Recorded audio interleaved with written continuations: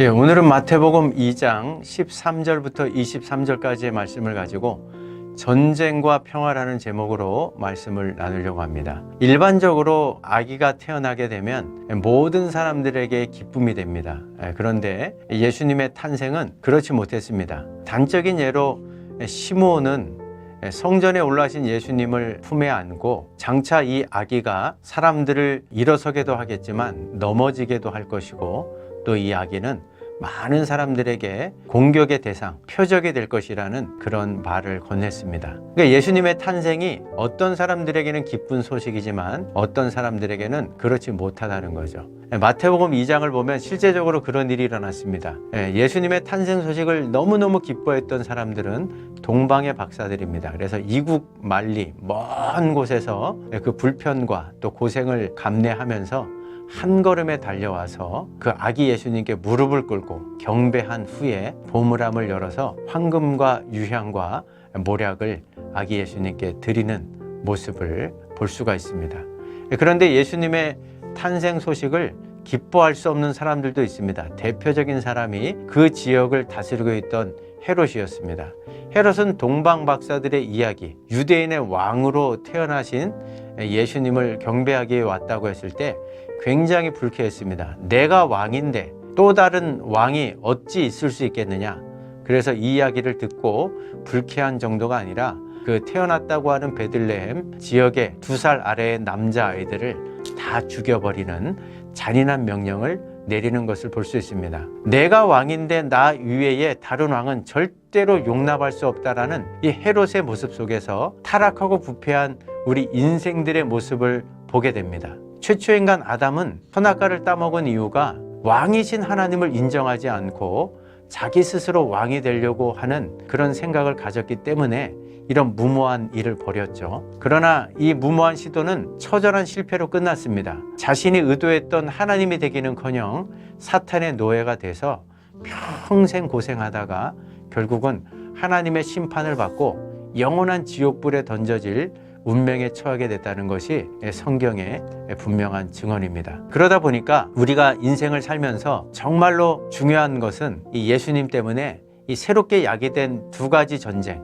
누구를 왕으로 모시고 살 것인가, 예수님을 왕으로 새롭게 모시고 그분의 명령을 따라 살 것인가, 아니면 또 내 마음대로 여전히 내가 왕 행세를 살면서 하나님을 또 예수님을 배척하며 살 것인가. 이 2가지 전쟁이 우리들에게 새롭게 벌어지게 됩니다. 그래서 많은 사람들은 예수님을 만나게 되면 헤롯과 같은 행동을 취하든지 동방 박사들과 같은 행동을 취하든지 둘 중에 하나를 선택해야만 합니다. 예수님을 왕으로 모실 수 없다면 헤롯처럼 왕이신 예수님을 배척하고 심지어는 죽이려고 달려들 겁니다. 그러나 진정한 왕으로 오신 예수님을 인정하게 되면 동방의 박사들처럼 아무리 많은 난관이 있을지라도 그 모든 어려움들을 뚫고 예수님 앞에 달려와 무릎 꿇고 그 예수님을 경배하게 될 것입니다. 이렇게 새롭게 예수님 때문에 야기된 전쟁에서 승리한다는 것이 결코 쉬운 일은 아닙니다. 왜냐하면 예수님을 왕으로 모시기 위해서는 포기해야 될 것들이 많습니다. 내려놔야 될 것들이 많습니다. 우리의 이기적인 욕심, 탐욕, 또 정욕뿐만 아니라 자만심과 교만, 또 내 생각, 내 고집, 이런 것들을 다 내려놓으면서 우리의 정과 욕심을 십자가에 못 박아 버려야 됩니다. 그리고 주님이 가라 말씀하시는 그 십자가의 길을 따르면서 정말 주님이 가셨던 그 길을 따라가면서 정도로만 걸어가야 되고 하나님의 정의를 실천해야 되고 또 어려운 이웃들을 끝도 없이 사랑해야 되고 또 원수 같은 사람들까지라도 품고 그들을 용서할 수 있어야만 합니다. 이런 일들이 쉬운 일이 아니기 때문에 사실은 이 싸움에서 승리가 보장되어 있진 않습니다.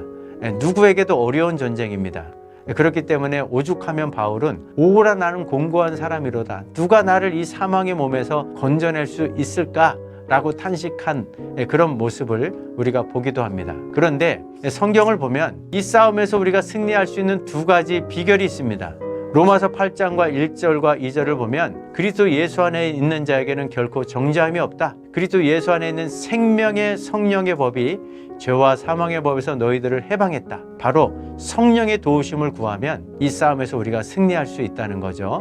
두 번째는 예수님께서 우리들에게 말씀하십니다. 수고하고 무거운 짐진 자들아 다 내게로 오라. 그리고 나의 멍에를 너희 어깨 위에 메고 내게서 배우라.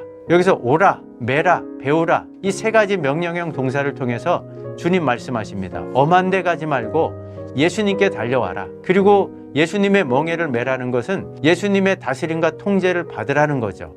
그리고 배우라는 것은 단순히 지식만 갖고 있지 말고 그것이 너희들의 삶의 습관으로 자리매김할 때까지 익숙해질 때까지 그 말씀을 부단히 훈련하게 되면 하나님이 주시는 참된 쉼과 안식과 평안을 누릴 수 있다라고 주님이 약속해 주시는데 이 두 가지 이제 지침을 따라서 우리 창원대교의 모든 성도들이 승리할 수 있는 그런 은혜, 그래서 주님이 주시는 참된 평화를 맛보고 누릴 수 있는 그런 은혜가 있기를 주의 이름으로 축복합니다.